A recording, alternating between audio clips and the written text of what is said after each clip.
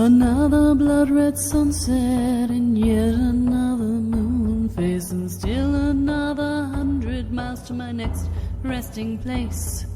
Driving down the road, eyes on the horizon. Within my car, I'm all alone, but feeling good and feeling strong, knowing that this path I'm on brings me to myself. I'm driving. Hey now all, I'm Joey C. Welcome back to another episode of Spirit Sherpa. This is the show that helps and encourages you on your journey to unlock your magic mojo. With me, as always, is the Spirit Doctor, Kelle Sparta. Hey, Kelle. Hey, Joey. How's it going? Well, the trees hate me. Oh, why do the trees hate you? You have got serious issue with trees, Kelle. Let's just put that out there now. I really need to heal my relationship with trees. You do. They're falling in your yard. They're hating on you. What's going on? Yeah. Now they're just spewing pollen everywhere. Everywhere in Virginia, in Richmond at least, is covered in yellow dust right now. It's bad. It's getting bad up here too. Yeah, it's about that time of year where we are just covered in tree stuff. It's not good. It's not good. But what is good, Kelle, is that we have a guest today. We do. I'm super excited because I haven't gotten to talk to her in a little while. So I'm just like, yay, which is ironic that I haven't gotten to talk to her in a while because, she runs my moon magic program. You'd think I'd get to talk to her more. But that's what I get for not showing up to the rituals. But she's doing these amazing rituals for my clients, and my clients are just like screaming like amazing things about her. They're in love with her. So, and you guys, if you've been listening to the podcast for a while, you've actually met her before. Her name is Charlemagne Tremont, and she is an amazing practitioner as well as an astrologer and a yoga instructor and an Alexander technique practitioner and herbalist and she's showing me a little bottle of stuff here. She's putting stuff together as we're sitting here sniffing our essential oils while we wait for our sinuses to stop flaring.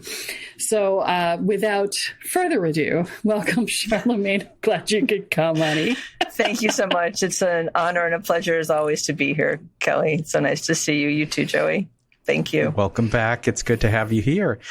So you're here. I'm guessing that means we're going to be talking about something fun and interesting. We're continuing on we don't talk about fun and interesting things with me. I'm a little insulted. You can be insulted if you want, but you know that when Charlemagne comes on, we go down all kinds of fun, crazy paths.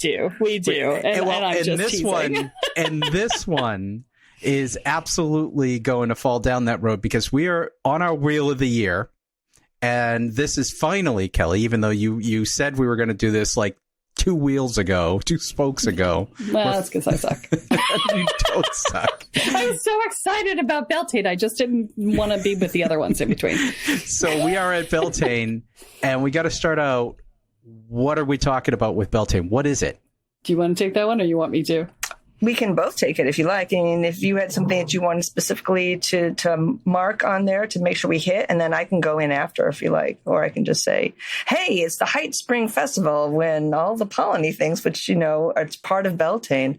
We think about Beltane as the time of blossoming. Spring is firmly here. There is no question that life is moving towards the direction of fulfillment, and that the rising sap is happening in more ways than 10. So happening in trees, we think about it, right? Lambing season, right? It's a time of the babies being born. It's a fertility time in the cross quarters between spring equinox and summer solstice.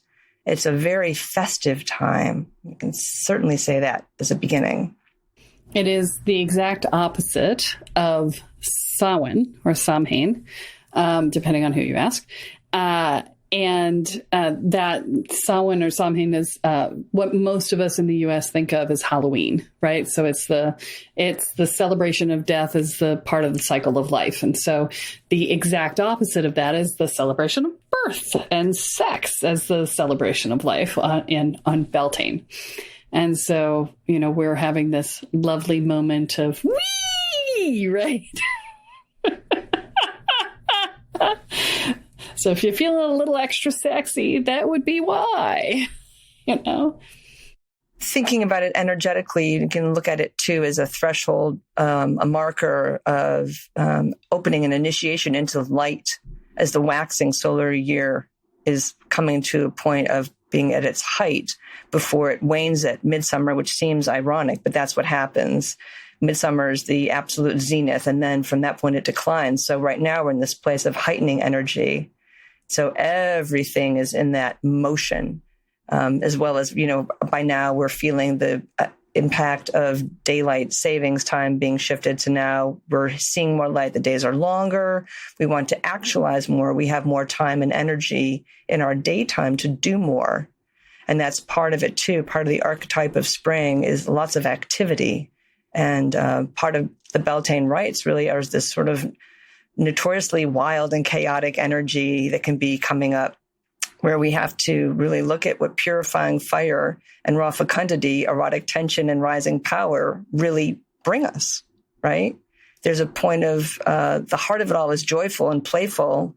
And ultimately, if we can get to it within ourselves, a sense of great wonder, which, the erotic tension can be wonderfully beautiful versus seriously about baby making, right? And for most of us who are coming from a pagan place, that's true. We invite communion, attraction, desire, and what it means to have our longing met, what eros, true eros really is about. Well, and I like to land these things in what we normally think of in our day-to-day lives. And the equivalent for sort of mundane, muggledom is MayDay, right? So MayDay actually has a lot of the Beltane rituals included in it. And so the Maypole being the most obvious one. And I love this because it is the serious skewing of a meaning of something. The Maypole was originally and is still in pagan circles. It's a phallic symbol, and the ritual is that the women prepare the hole and the men go get the pole, and they put the pole in the hole in an act of ritual sex. And then together, the men and the women grab the ribbons that are attached to the top of the pole and weave the sheath of the vagina around the phallus of the Maypole. And the fact that we have bastardized this to the point where we have usually prepubescent girls doing this is a little disturbing. More than a little disturbing. Yeah. So, yeah. But it's a fertility rite. And one of the practices was to go out into the fields and have sex with whoever was in front of you in order to literally fertilize the fields with the energy of sex and fertility, and any child born of those unions. And the unions were whether you were married or not, right? And any child born of those unions was considered a child of the May and was considered the child of the entire village. And so there was no bad association with it. It was, oh, look, this is the child of the May that from our fertility rite. And isn't this person special, right? So yeah, it's a whole thing that nobody has a clue about. Well, and that's an interesting one, because that was not common for that time for children born out of wedlock to be not sort of marginalized in that sense. So that's very interesting. It's a special circumstance. Yes, I was going to say, particularly when you have the whole idea of how family lines come down and what a what they used to call a bastard, what a bastard child would have to, the cross they would have to bear socially. And so this was a very big exception because this was the conception that happened during a sacred time when all of the usual prohibitions were lifted in many places. So yeah, that's a very interesting thing to note. So for those of us who are going into Beltane, as we reach this point, what are we looking for to get out of this time of year? Obviously, we said it's a time of fertility, sex. And there you go, folks. That's the episode. It's done.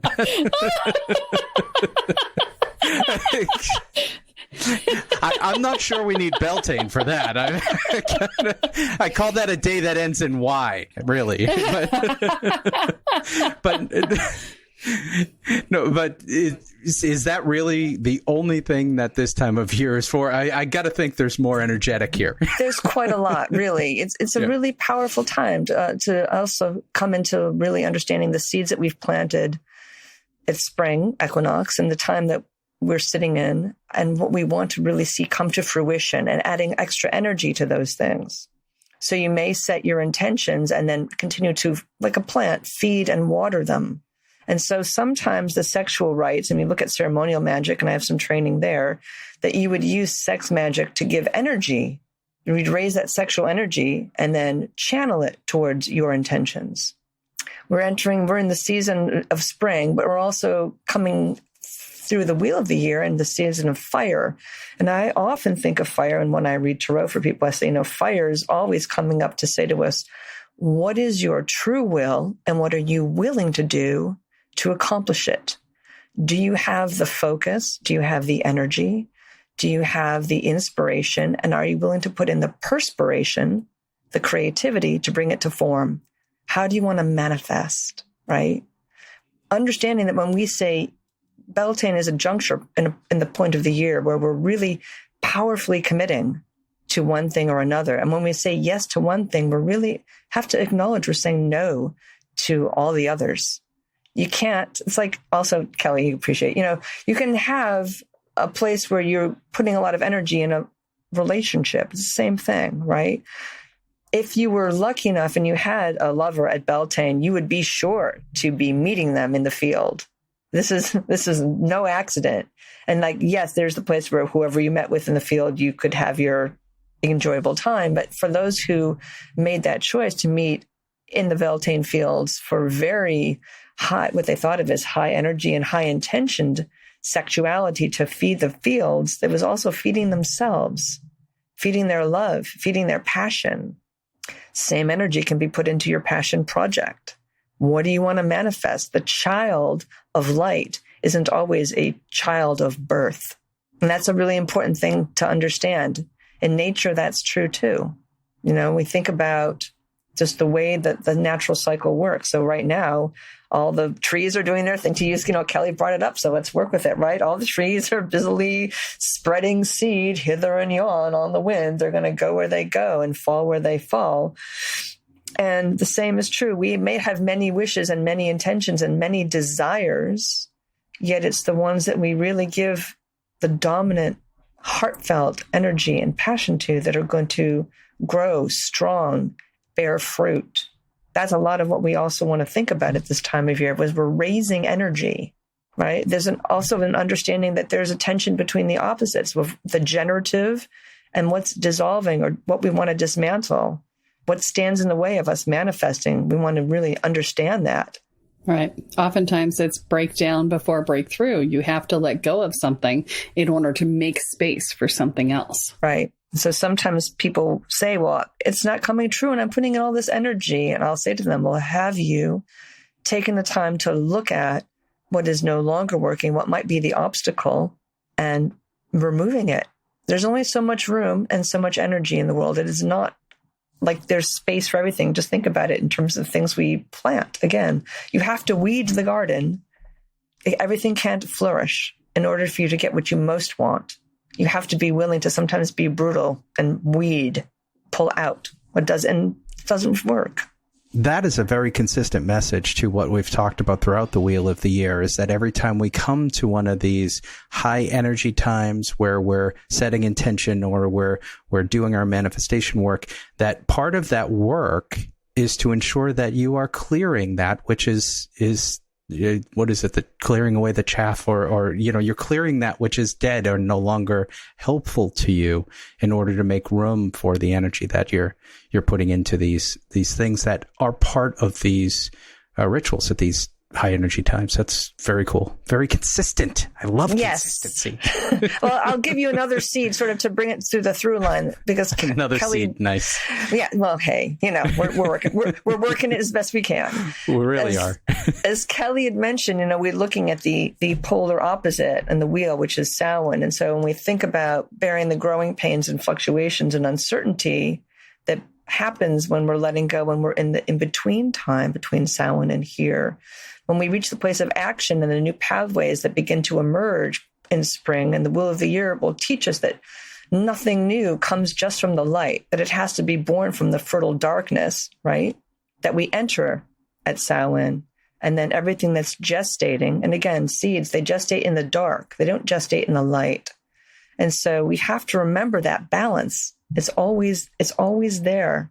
No matter what spoke we're on the wheel, there's a place where, and I love this also as an astrologer, there's a place where understanding the polarity and how they give power to one another and feed one another is really important, that they're really written into the transformational rites, whether we're conscious of it or not. And that is what supports us as we grind ourselves deeper and deeper into our offerings as the cycle continues, if that makes sense. And when you're talking about polar opposites, people often perceive balance in their lives as being standing in the center of two polar opposites, that they're at the fulcrum point. And that's not actually true balance. True balance is standing at both polar opposites at the same time and having it not be a paradox, right? It's just being able to fully embrace both sides. And, I'm planting my garden right now, and I put in some tomatoes, and then we had a heavy frost a few days later, and I covered them and I protected them, and they looked okay. And then a week later, they didn't look as okay. And so I literally pulled them out and I replaced them with other tomatoes, because I only have so much room in my garden. And I wanted to make sure I was doing the ones that would give me the most chance of success. And so even if it's something that's kind of limping along, it may be time to pull it out and make space for something that's really healthy, right? Right. What's going to flourish? Exactly. You want something that's going to flourish. One of the things that we do as survivors of trauma is we have a tendency to settle. We have a tendency to accept less than and say, well, anything good is good. And it's like, you know what? At some point, you got to look at it and say, better is better, right? Right? And be like, oh, yeah, well, because better is better, damn it, right? So, don't settle. This is the time to really look and see if what you planted was something you were settling for, something that was less than what you really wanted. And then, up level it. Because, that's what we do, is we settle, and then we get less than, and then we try to be grateful for our less than. And it's really hard to be grateful for something you settled for, right? Don't settle. Go for what you actually want. If you get 3/4 of it, then it's going to be much better than what you were willing to settle for, right? We had a take stock moment at Imbolc, right? And this is your second chance at taking stock. It's your chance to say, okay, well, I planted some stuff, and how's it going, right? I've done this in my life over and over again. When I was 28, my Saturn return, I ripped apart my whole life and put it back together again.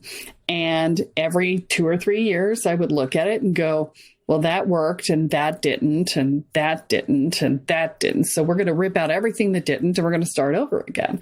And I just did that and did that and did that and did that until I got to where I am now. And I'm still doing it. Let me be clear. Like with your tomatoes. Like with my tomatoes, damn it. I want better. I want best. I want the most. I want the best I can possibly get. And that's what I want for you. I want you guys to have the best that you can possibly get. What is it that you are settling for in your life? And how can you rip it out and get something better? And doing it by stages is fine. You don't have to immediately jump from subpar to amazing. You know, maybe you get from subpar to slightly less subpar, you know, but it's an improvement, right? So don't give yourself a hard time if what you choose next isn't perfect. If it's better than you had before, it's progress. Now's your opportunity to see if what you picked in bulk was better than what it was before, but still not optimal, right? And don't waste time in judgment. Okay. I can't say that enough. Judgment is a resistance to change. Do not waste time in judgment. Just go, nope, that is not optimal. I want this instead. And then put that energy in and use the energy of the time to do that. And that's extremely good advice. And especially at this time where, because of the nature of the heightened energy we have available to us, there's the opportunity to also let things land lightly. You know, we're not rooting in necessarily with every single thing. So in terms of a time of experimentation and the wild alchemical nature that's available at this particular cross quarter, because it is a fire festival, right? That which is useful, we're going to really dive into passionately with power, with, you know, all the potential we have to bring to it to bear. And what isn't, we can burn off. We can offer up and think about what you want your offering to be. What we offer to the fire is important. We don't want to just offer our trash, right? We also want to offer our prayer. We want to offer our passion. We want to offer our commitment. This is a time also to strengthen those things within ourselves, within our relationships, within our communities, within our gardens. You can commune with the fire. You can allow it to feed your passion, right? The energy of the fire is passion. And passion, by the way, is the foundation of joy. So passion, birthed in the second chakra, brought up through the third chakra in through worthiness, because you have to give yourself permission to feel like you get to have it. So passion birthed in the second, you feel worthy of it in the third, goes up into the heart and explodes into joy. Yeah. And to love, right? This is the thing about when you're doing a lot of chakra work, and I've been going back through and doing quite a lot of it recently.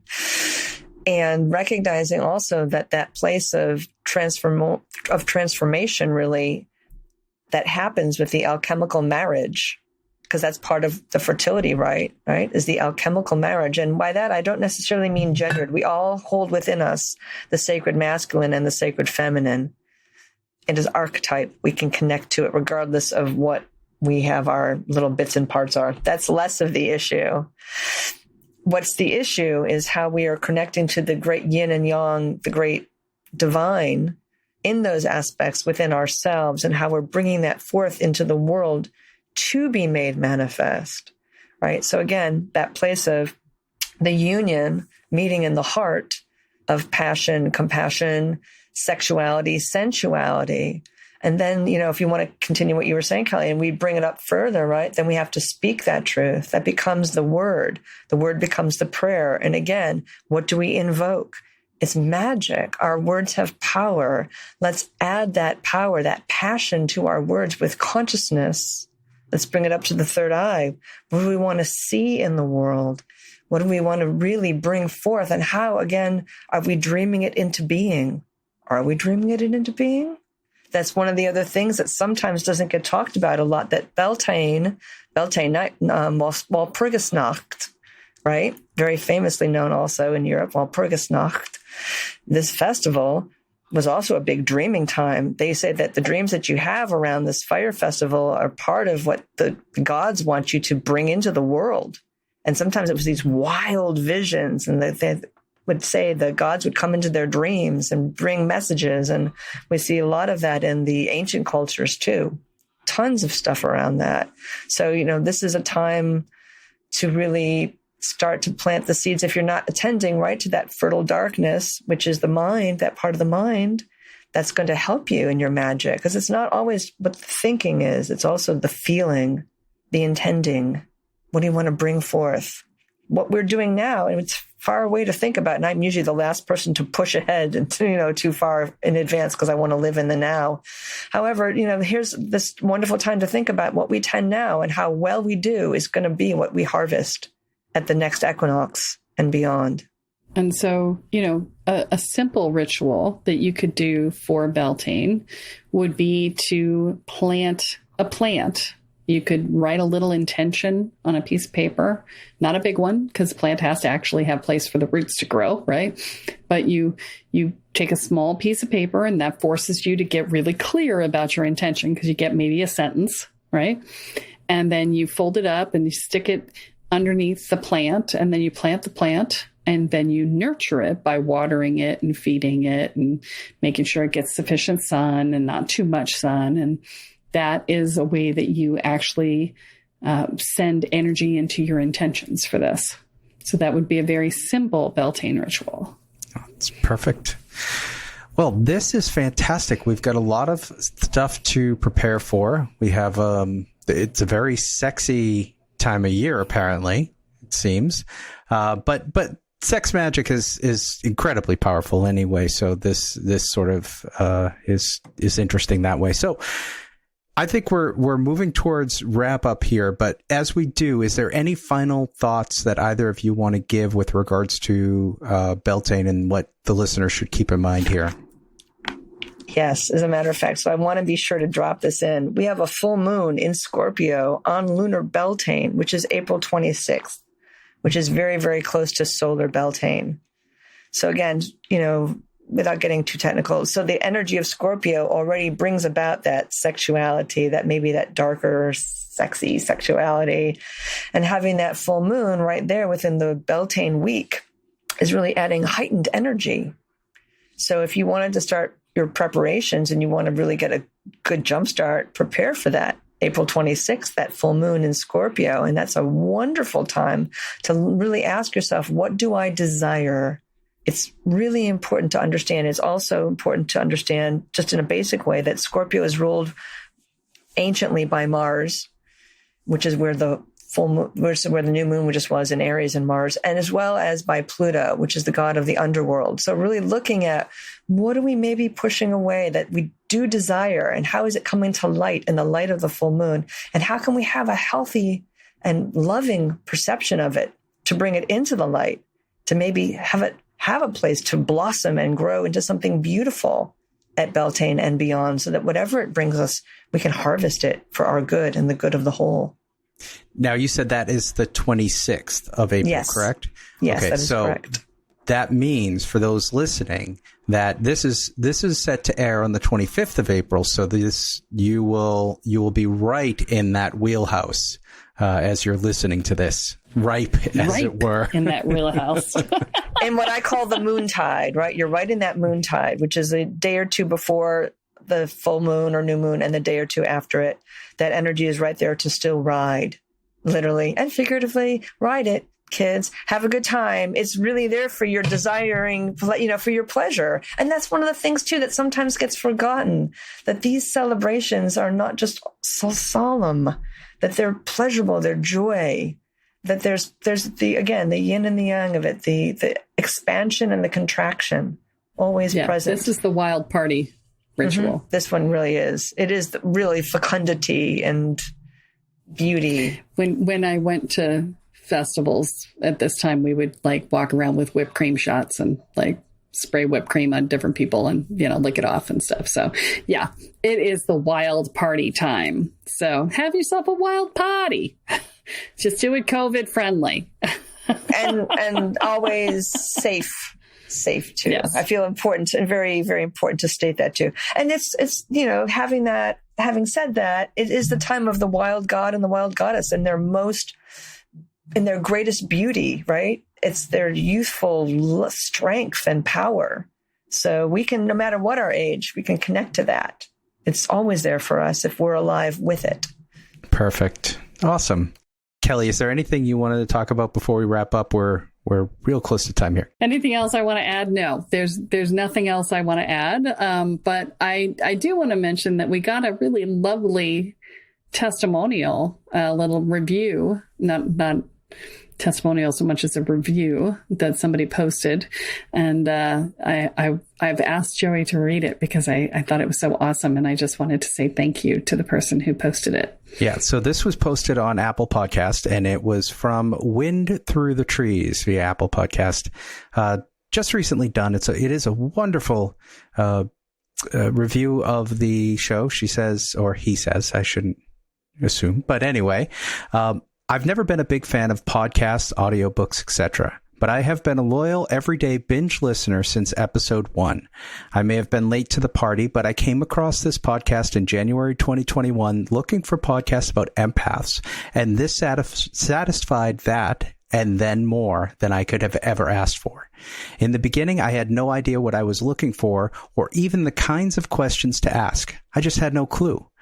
Now I am just about caught up, and the information that has been covered is beyond priceless. Finally, I have the terminology and basic understanding of concepts that I had no frame of reference for before.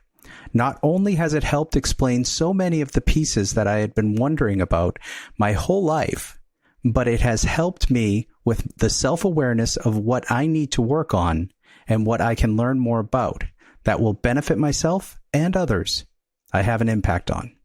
Thank you so much, Kelle. That is a really wonderful, wonderful testament to what you've put together here. And this is episode 149, almost 150 episodes of Spirit Sherpa. It is really the content has been priceless, and I think that people are enjoying it. And Wind Through the Trees that said it perfectly. I don't think we could have added much more. Yeah. So thank you for that testimonial. That was lovely. I so appreciate it. And I'm glad that it's been so helpful for you. And it's really nice for us to get to see these, because otherwise, we're just sort of talking into the wind, right? We're just like sending it out into the ethers and hoping it's working for people. So thank you so much for taking the time to write that and to share that with us so that we could get a sense of what the impact is of what we're doing here. And we appreciate you so much. Excellent. Yeah. All right. Well, then if that is all, then that is all we have for this week. Perfect. But be sure to join us next time as Kelle adds another chapter into your guide to energy, magic, and the spirit world. I am Joey C., here with Kelle Sparta and Charlemagne Tremont, and you have been listening to Spirit Sherpa. So long, everyone. Bye. Share without condition. Each mile I travel over 13,000 now. Spirit Sherpa is the sole property of Kelle Sparta Enterprises and is distributed under a Creative Commons BY-NC-ND 4.0 license. For more information about this licensing, please go to www.creativecommons.org. Any requests for deviations to this licensing should be sent to kelly@kellesparta.com. To sign up for or get more information on the programs, offerings, and services referenced in this episode, please go to www.kellesparta.com. This episode of Spirit Sherpa has been produced by Honu Voice Productions, with post-production by Christopher Wright. Into my home and my